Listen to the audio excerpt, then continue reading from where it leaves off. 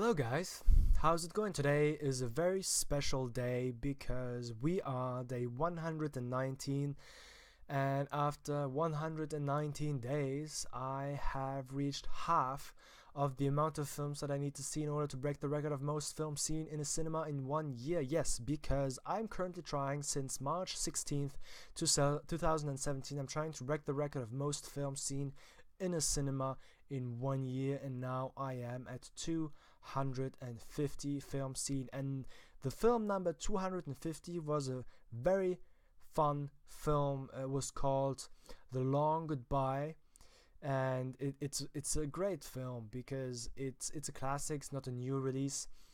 I don't know exactly when it was released. It's a story of a sort of smart ass, witty PI. He doesn't give a shit, who investigates the death of one of his friends, who was supposed to have committed suicide, but he doesn't believe in it. So he gets involved in all the shit that his friend was involved with, and it's a very talkative movie. A lot of dialogue, a lot of back and forth, a lot of fun, and just it's a blast watching that film. So it was a very worthy 250th film scene.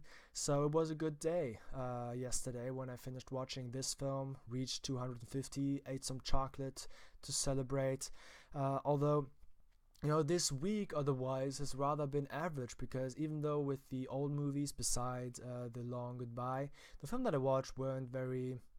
I never came out of a film thinking, wow, that's a great film, you talk about it. And neither with the new releases, because the French films were boring. Some were interesting per se, but not... They were solid films, but they were not films that were in any way noteworthy. And even the American releases, I mean, what came out in France, I'm not sure if I remember what came out. Oh, there's one film actually I'd like to mention, which is Saul Bass's Phase 4. That was a very impressive film that you should see, not because necessarily of the story per se, which is solid. It's the story of an alien invasion in Arizona. Very interesting, but able to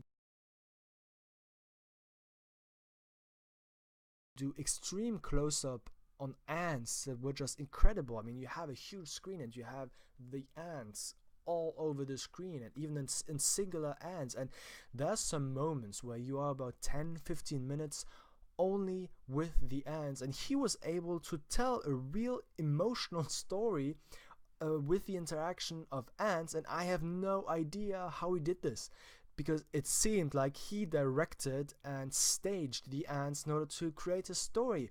But when you watch this film, I can't imagine him just standing around filming a lot of shots of ant and then just being able to edit it to get a story.